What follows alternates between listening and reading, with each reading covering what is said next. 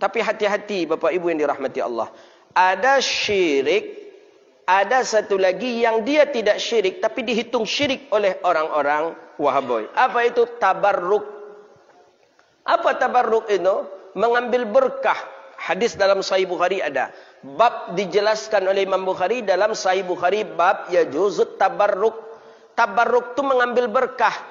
Khalid bin Walid perang. Menang terus Khalid bin Walid ni perang. Pisau Khalid, pedang Khalid bin Walid ni tajam sekali, sangat tajam. Faham? Kalau berperang Khalid bin Walid ini, pedangnya saking tajamnya, orang-orang terbunuh puluhan. Kalau orang dalam sekali perang mungkin sanggup 6 orang, 7 orang terbunuh. Khalid bin Walid, pedangnya sanggup membunuh sampai 50-60 sekali perang.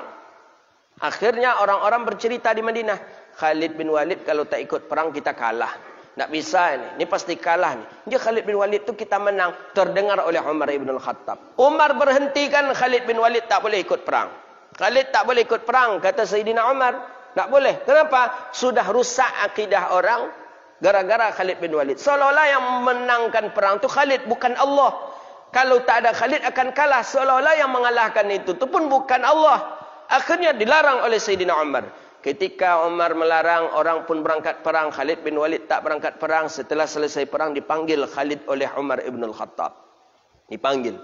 Kata Umar ibn al-Khattab kepada Khalid bin Walid, Khalid, apa yang menyebabkan engkau menang dan pedang engkau lebih tajam dibandingkan dengan pedangnya orang lain?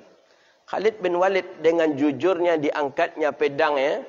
Kata Khalid bin Walid, diambil dari gagang pedang tadi itu rambut Rasulullah sallallahu alaihi wasallam. Kata Khalid, ya Umar, ya Amirul Mukminin, ya Khalifah, inilah yang penyebab, salah satu asbab mungkin yang menyebabkan kita menang. Apa itu? Rambutnya Rasulullah sallallahu alaihi wasallam. Khalid bin Walid meletakkan rambut Nabi di gagang pedangnya. Syirik tu. Lambat menjawabnya. Berarti Bapak mau menuduh Khalid bin Walid syirik berarti? Tak syirik. Apa namanya? Tabarruk namanya. Itu mengambil berkah. Boleh. Tengok hadis dalam Sahih Bukhari. Ketika Imam Syafi'i sakit, Imam Syafi'i ingin mandi dengan jubah muridnya Imam Ahmad bin Hanbal. Mandi kemudian sehat. Syirikkah Imam Nawawi? Imam Syafi'i? Itu yang namanya mengambil berkah, tabarruk namanya. Boleh, boleh. Dalam Sahih Bukhari ada satu bab.